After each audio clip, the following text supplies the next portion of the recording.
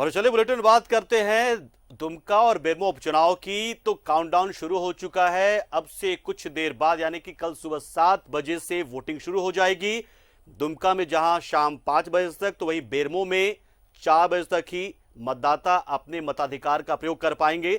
लिहाजा जो अंतिम घड़ियां हैं डोर टू डोर कैंपेन की, उसमें जुटे हुए हैं दोनों उम्मीदवार, दोनों जगह के उम्मीदवार। लुइस मरांडी और बसंत सोरेन जहां दुमका में है, कांटे की टक्कर है। उसके साथ अन्य निर्दलीय प्रत्याशी और दूसरे दल के नेता भी होंगे।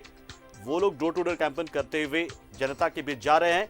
और उसी तरीके से बेरमो में भी योगेश्वर महतो बाटुल बीजेपी से, तो कांग्रेस से कुमार जयमंगल सिंह उर्फ अनूप सिंह भी डोर टू डोर कैंपेन कर रहे हैं। और उनके अलावा जो बाकी वहां पे निर्दलीय विधायक या दूसरे दल के नेता हैं, वो भी इसी प्रक्रिया में जुटे हुए हैं। तो बता दें आपको कि 7 बजे से लेकर 4 बजे तक बेरमो में और 7 बजे से लेकर शाम 5 बजे तक दुमका में मतदान होना है।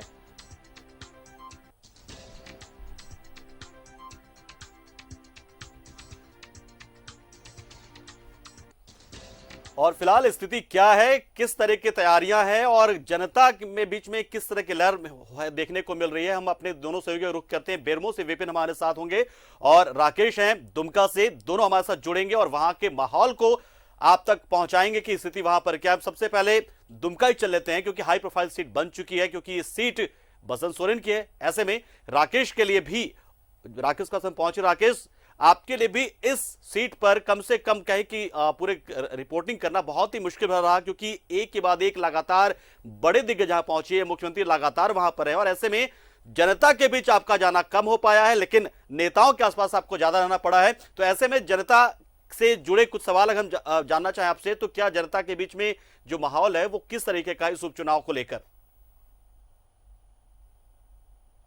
देखिए पंकज, आमतौर पर बाई इलेक्शन को लेकर बहुत एक्साइटमेंट नहीं होता है, लेकिन चूंकि ये सीट दुमका की है, खुद मुख्यमंत्री की ये सीट रही है और मुख्यमंत्री ने इस सीट को छोड़ा है और तरीके से प्रचार हुआ है इस सीट पर। पूरी कैबिनेट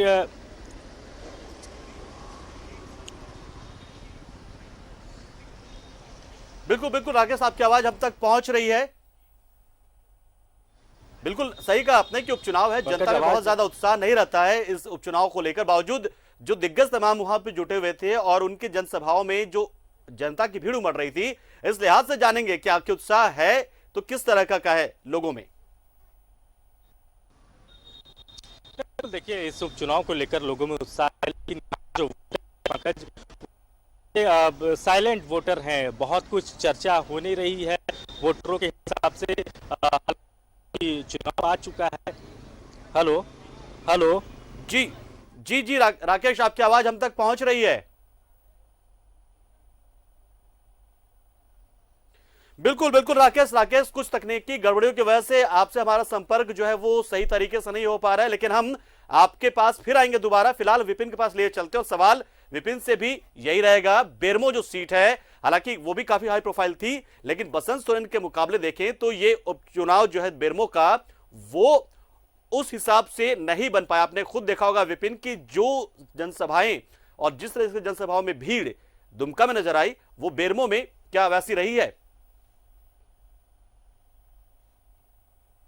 बिल्कुल, जिस तरह से अगर हम बात करें तो बेरमो में भी लगातार जितने स्टार प्रचारकों ने दुमका में चुनाव प्रचार किया, चाहे वो यूपीए की तरफ से हो या फिर एनडीए की तरफ से हो, तमाम लोग यहां भी चुनाव प्रचार करने के लिए आए थे। मुख्यमंत्री की कुल 3 सभाएं अनूप सिंह के पक्ष में हुई थी, नामांकन सभा को अगर हम मिला दे तो। इसके अलावा 28-29 तारीख को मुख्यमंत्री ने यहाँ पर 2 जनसभा को संबोधित किया था। झारखंड कांग्रेस के अध्यक्ष और राज्य के वित्त मंत्री हैं डॉक्टर रामेश्वर उरांव के साथ साथ कांग्रेस विधायक दल के नेता और राज्य के ग्रामीण विकास मंत्री आलमगीर आलम समेत बन्ना गुप्ता, कृषि मंत्री बादल पत्रलेख की बात करें या फिर पूर्व मुख्यमंत्री मधु कोड़ा, उनकी पत्नी जो चाईबासा से सांसद है गीता कोड़ा के साथ साथ पूर्व केंद्रीय मंत्री सुबोध कांत सहाय जैसे कई बड़े दिग्गजों ने यहाँ भी चुनावी सभाओं को संबोधित किया, डोर टू डोर कैंपेन किया, यहाँ पर पब्लिक मीटिंग की। इसके अलावा बीजेपी की तरफ से भी लगातार जो बीजेपी के बड़े चेहरे इस राज्य के हैं, उन नेताओं ने यहाँ पर अपनी पूरी ताकत झोंकी और कल सुबह 7 बजे से शाम 4 बजे तक के लिए मतदान का समय जो है वो निर्धारित किया गया है। चुनाव की पूरी तैयारियां तैयारियां कर ली गई है।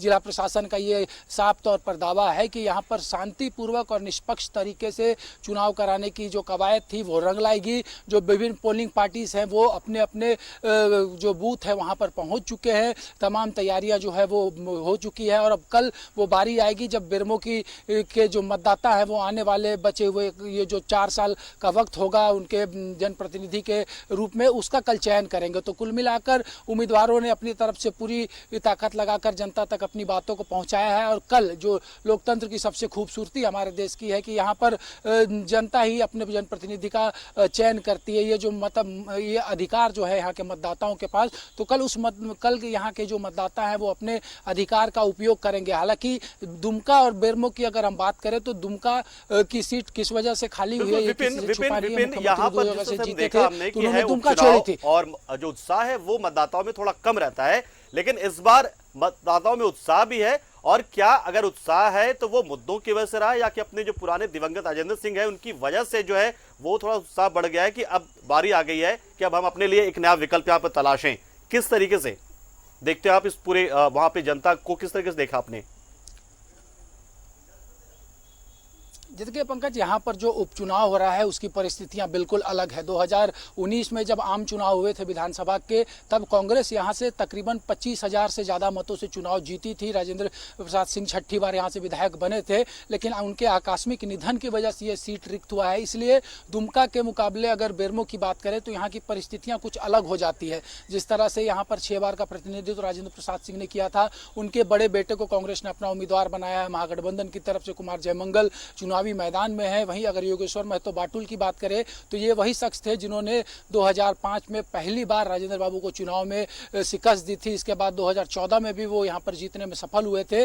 तो यहाँ की परिस्थितियाँ जो है बिल्कुल अलग। और जहाँ तक अगर मतदाताओं की बात करें तो ग्रामीण परिवेश ज़्यादा इस पूरे विधानसभा क्षेत्र में देखने को मिला है। और ऐसे में क्योंकि एकीकृत बिहार से लेकर अलग झारखंड तक ये कांग्रेस का एक सबसे मजबूत किला के रूप में इसे जाना जाता है, तो निश्चित तौर पर हाई प्रोफाइल मुकाबला यहाँ पर भी साफ तौर पर देखने को मिल रहा है। एक युवा उम्मीदवार के तौर पर कुमार जयमंगल ने पूरी ताकत यहाँ पर लगाई थी। योगेश्वर महतो बाटुल भी लगातार अपनी सक्रियता दिखा रहे थे। अब यहाँ के जो मतदाता हैं वो तय करेंगे। कुल 468 यहाँ पर जो पोलिंग बूथ है वो बनाए गए हैं। तो अब कल वो उन मतदाताओं की बारी है कि वो आने वाले समय के लिए अपने जनप्रतिनिधि का चयन करेंगे। तो ऐसे में मतदाता हर कुछ सोच समझ कर अपने पोलिंग बूथ में जाएंगे, चाहे वो उम्मीदवार की योग्यता की बात हो या फिर कौन उनकी बातों को गंभीरता पूर्वक सदन में उठाएगा, कौन सरकार की योजनाओं को उन तक लेकर आएगा और कौन एक बेहतर विधायक के तौर पर उनके लिए काम करेगा। तो इन तमाम चीजों के ऊपर भी मतदाताओं की पारीखी नजर है। और कल उनकी बारी है सुबह 7 बजे से बिल्कुल, कल सुबह 7 बजे से वो वोटिंग करेंगे। विपिन, राकेश आपसे भी सवाल मेरा यही रहेगा। विपिन ने बताया कि किस तरीके से उस सीट को जो मायने हैं बेरमो के वो दुमका से थोड़े अलग है, थोड़ी सहानुभूति वहां पर है, कांग्रेस का गढ़ रहा है और लगातार कुमार गौरव हो जाए या फिर जो अभी मौजूदा उम्मीदवार हैं अनूप सिंह, दोनों ने काफी काम किया है। तो ऐसे में सहानुभूति है, मुद्दा बहुत ज्यादा वहां पर है नहीं। लेकिन फिर भी दुमका में अगर हम कहें तो क्या दुमका में भी जो मुद्दे हैं वो गौड़ हैं और जो राजनीतिक एक आप कहें कि विरासत है उसको बचाने की जंग यहां पर ज्यादा नजर आ रही है? पर बहुत सारे मुद्दे दुमका में भी नहीं है जिस तरीके से आपने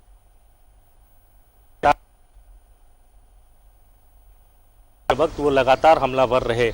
इसके अलावा डेवलपमेंट का कुछ इशू है। ये कहा गया झारखंड मुक्ति मोर्चा की तरफ से कि जो पूर्ववर्ती सरकार रही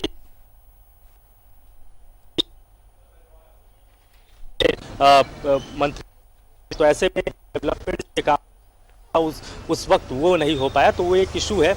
लेकिन जिस पूरे चुनाव को पंकज आपने भी देखा होगा कि जिस तरीके से बयानों के तीर चलते रहे, लगातार एक दूसरे पर हमला होता रहा, एक दूसरे पर निशाना साधा गया, तो उससे कहीं ना कहीं जो बीच मुद्दे थे दुमका को लेकर वो इस चुनाव में गौन हो गए।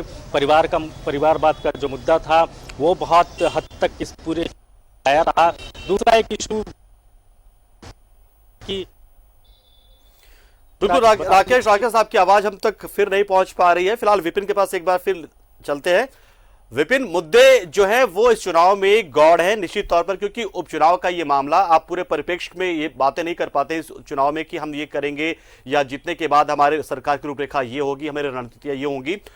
अगर यहाँ पर जनता से, अगर आपने जनता से बात की होगी तो क्या जनता में उत्साह है? क्या संख्या जो मतदाता का प्रतिशत है वो बढ़ सकता है? उत्साह है क्या? क्योंकि जिस तरह से माहौल बन गया है वहां पर बेरमो में, तो ऐसे में क्या नजर आता आपको, इस बार मतदान प्रतिशत बढ़ सकता है वहां पर?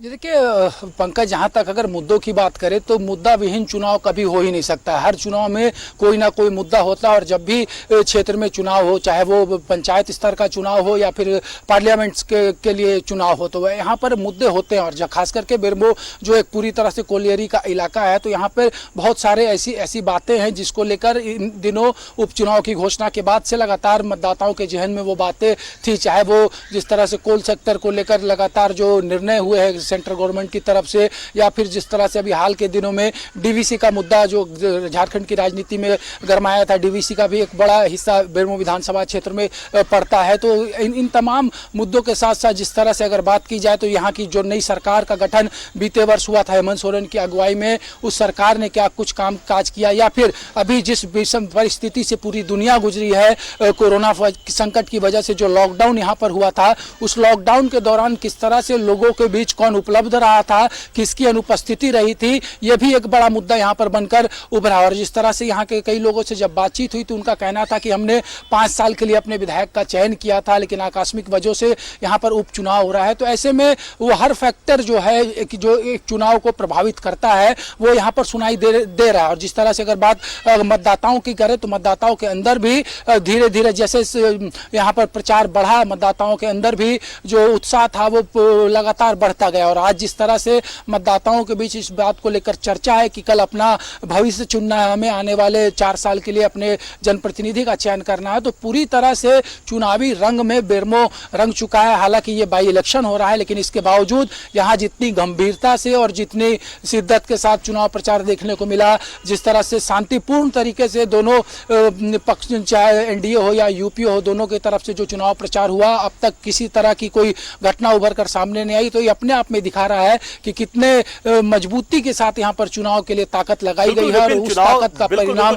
कल जनता को देना है, यहाँ के मतदाताओं को देना है। शांतिपूर्ण तरीके से तमाम पार्टियों की तरफ से चुनाव प्रचार किया गया और शायद जो छीटाकशी हुई है वो कम से कम बेरमो सीट को लेकर बिल्कुल नहीं हुई, क्योंकि दिवंगत राजेंद्र सिंह की ये सीट है और ऐसे में उनका सम्मान किया करते हुए कई पार्टियों ने उन चीजों को रखा, यहां पर अपने अपनी बातों को रखा है। फिलहाल बहुत बहुत शुक्रिया हमारे साथ जुड़ने के लिए विपिन, और इस बेरमो से जुड़े हालात, जो राजनीतिक हालात है और कल जो चुनाव होंगे उससे जुड़ी तमाम जानकारी देने के लिए बहुत बहुत शुक्रिया आपका। फिलहाल रुकते एक छोटे से ब्रेक के लिए, ब्रेक के उस पार बात करेंगे हम बिहार विधानसभा चुनाव की। कल दूसरे फेज का इलेक्शन है, तो क्या कुछ रहेगा हाल, जानेंगे हमारे एक दूसरे सहयोगी ऋषिकेश से, लेकिन ब्रेक के उस पार।